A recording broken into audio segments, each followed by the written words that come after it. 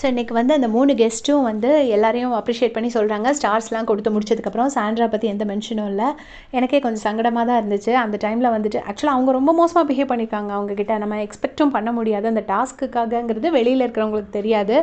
ஆனால் தீபக் அண்ணா பார்த்தீங்கன்னா சாண்ட்ராவை கூப்பிட்டு, சாண்ட்ரா உங்கள் சாப்பாடு ரொம்ப நல்லா இருந்துச்சு, நல்ல சாப்பாடு கொடுத்தீங்க, பரவாயில்ல, சரி ஏதோ ஒரு இது பிரச்சனை ஆயிடுச்சு, பரவாயில்ல அப்படின்னு சொல்லிட்டு அவங்க என்கரேஜ் பண்ணாங்க. ஒரு நிமிஷம் எனக்கு பயங்கர ஷாக்கிங்காக இருந்துச்சு. ஏன்னா அவர் ரொம்ப அஃபண்ட் ஆனது வந்து தீபக் அண்ணா தான். அந்த ஸ்னீசிங் அவர் ரொம்ப சுத்தமாக இருப்பார். நம்ம லாஸ்ட் சீசன்லேயே பார்த்துருக்கோம். ரொம்ப பர்ஃபெக்ஷனாக அவ்வளோ கரெக்டாக இருப்பார். ஆனால் அவ்வளோத்துக்கு அப்புறமும் அவர் வந்து சாண்ட்ராவை அப்ரிஷியேட் பண்ணது சத்தியமாக எனக்கு ஒரு நிமிஷம் என்னவோ மாதிரி இருந்துச்சு. ரொம்ப நல்ல மனசு. அதுக்கு ஒரு பெரிய மனசு வேணும் அந்த மாதிரி சொல்கிறதுக்கு.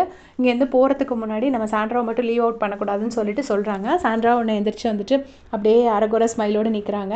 அதுக்கப்புறமா பிக் பாஸ் சொல்கிறாரு, இந்த டாஸ்க் முடிஞ்சிருச்சு, ஆனால் ஹோட்டல் டாஸ்க் முடிஞ்சிருச்சு, ஆனால் நீங்கள் வந்து கொஞ்சம் நேரம் ஸ்டே பண்ணலாம் அப்படின்னு சொல்லி தீபக் அண்ணா, மஞ்சரி அண்டு இவங்கள 3 பேரையும் சொல்கிறாங்க. சொல்லும்போது தீபக் அண்ணா வந்துட்டு அப்புறம் ஒருத்தட்டியாக பேசுகிறாரு. பிரஜனை போய் அட்ரெஸ் பண்ணுறாரு. அப்புறம் சாண்ட்ரா கூப்பிட்டு ஹக் பண்ணுறாரு. ஹக் பண்ணிவிட்டு, ஹே சாண்ட்ரா என்னாச்சு, எப்படி இருக்குது, அப்புறம் பார்த்துக்கலாம் அப்படிங்கிற மாதிரி சொல்கிறாரு. அவ்வளோ ஒரு என்கரேஜிங் வேர்ட்ஸு. சத்தியமாக அந்த மனுஷனுக்கு எவ்வளோ மனுஷனே எனக்கு தெரியல. ஏன்னா இவ்வளோ இன்சல்ட்டுக்கு அப்புறம் யாராக இருந்தாலும் பேச மாட்டாங்க.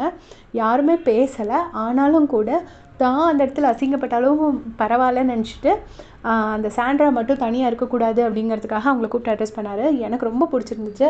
இந்த ரீசனுக்காக தான் நம்ம சீசன் 8 கண்டஸ்டன்ஸ்னால் அவ்வளோ ஆசைப்படுறோம், அவங்கள அவ்வளோ தூரம் விரும்புகிறோம். அந்த பாசிட்டிவிட்டி இது எதுவுமே இந்த சீசனில் இல்லை. ஃபுல்லாக வந்து உன்னை விட நான் நெகட்டிவ், என்னை விட நீ நெகட்டிவ்ங்கிற மாதிரி தான் எல்லாருமே இருக்கிறாங்க. அந்த லாஸ்ட் சீசன் வந்து அவ்வளோ ஒரு ப்ளசண்ட்டாக இருக்கும் பார்க்குறதுக்கே. அதுதான் இந்த சீசனில் மிஸ் ஆகுது. அதை வந்து ப்ரூவ் பண்ணிட்டாரு தீபக் அண்ணா. உங்களுடைய கமெண்ட் சொல்லுங்கள்.